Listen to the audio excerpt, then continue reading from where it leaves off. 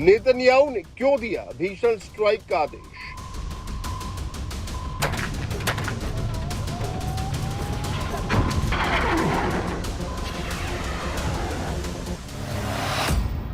Israeli हमले में Hamas के कितने आतंकी ढेर?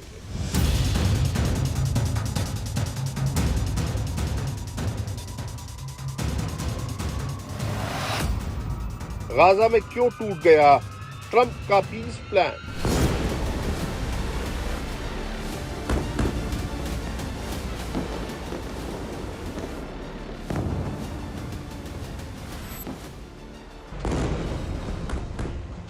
हमास के खिलाफ इजराइल ने एक बार फिर से मोर्चा खोल दिया है।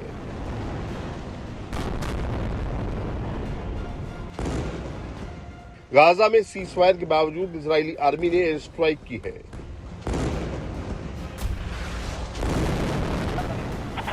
इजराइल के टैंक एक बार फिर से गाजा में गरज रहे हैं,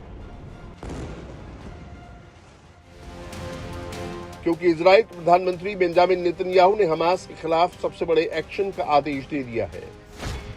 इजराइल के प्रधानमंत्री कार्यालय की ओर से सोशल मीडिया प्लेटफॉर्म एक्स पर पोस्ट किया गया, जिसमें लिखा गया, सिक्योरिटी पर व्यापक परामर्श के बाद प्रधानमंत्री नेतन्याहू ने आर्मी को गाजा पट्टी में जोरदार अटैक के निर्देश दिए हैं।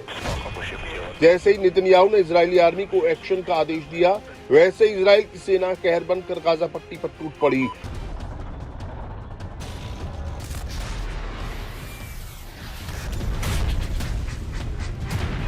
इजरायली आर्मी ने गाजा पर ताबड़तोड़ बमबारी की। टैंकों और विस्फोटों की आवाज से गाजा पट्टी दहल उठा। हमास के ठिकानों को मिट्टी में मिलाया जा रहा है। 14 अक्टूबर के बाद हमास के खिलाफ इजरायली सेना का ये सबसे बड़ा अटैक है।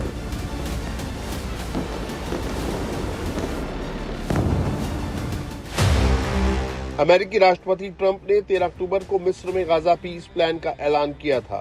हमास और इजराइल के बीच शांति समझौता हो गया था। शांति समझौते के बाद इजराइल ने गाजा में हमास के खिलाफ ऑपरेशन रोक दिया था। इजराइल ने फिलिस्तीन के बंधकों को रिहा कर दिया था। बदले में हमास ने भी इजरायली बंधकों को रिहा कर दिया था।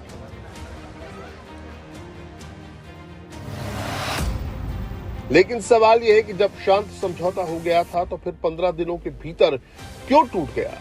नेतन्याहू को हमास के खिलाफ सबसे बड़े ऑपरेशन की इजाजत क्यों देनी पड़ी? इसके लिए इजराइल ने एक वीडियो सबूत जारी किया है। ये वीडियो आईडीएफ ने जारी किया है। वीडियो में साफ दिख रहा है कि एक डेड बॉडी को छिपाया जा रहा है। बताया जा रहा है कि ये डेड बॉडी इजरायली बंधक की है, जिसे हमास ने मार डाला है। अब हमास उसे वापस लौटाने की जगह उसे छिपा रहा है और रेड क्रॉस के डेलीगेशन को बरगला रहा है।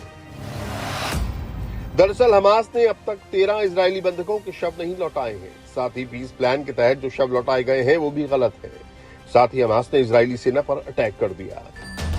हमास के आतंकियों ने इजरायली सेना के जवानों यूना एफ्रेम फेल्डबाम की हत्या कर दी।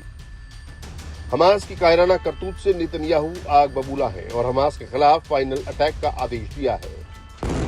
नेतन्याहू का आदेश मिलते ही इजरायली आर्मी ने पूरे गाजा पट्टी पर ऑपरेशन तेज कर दिया है। चाहे साउदर्न गाजा हो या सेंट्रल या फिर नॉर्दर्न गाजा, हर जगह इजरायली आर्मी ने हमला कर दिया है।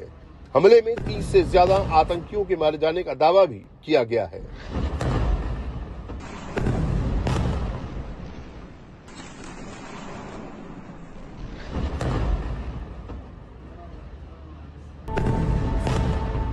पंद्रह दिन बाद गाजा में एक बार फिर वैसे ही हालात हो गए जैसे 10 अक्टूबर से पहले के थे। गाजा में एक बार फिर संकट खड़ा हो गया है। इजरायली एयरफोर्स बमबारी कर रही है।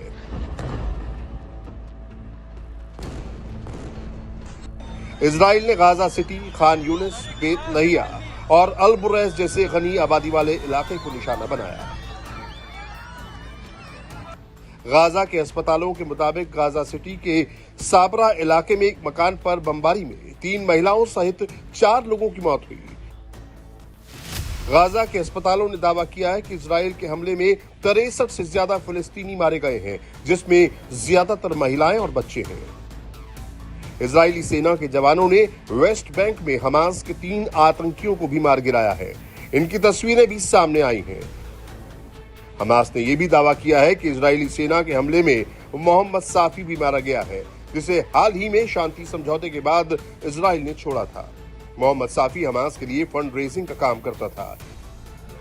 इजराइल पहले भी कई बार कह चुका है कि जब तक हमास को खत्म नहीं करेगा तब तक उसका ऑपरेशन जारी रहेगा। अब जब इजराइल ने एक बार फिर हमास पर प्रहार किया, हमास के ठिकानों को मिट्टी में मिलाने लगा, तो हमास ने दावा किया कि इजराइल के 2 बंधकों के शव को उसने ढूंढ निकाला है।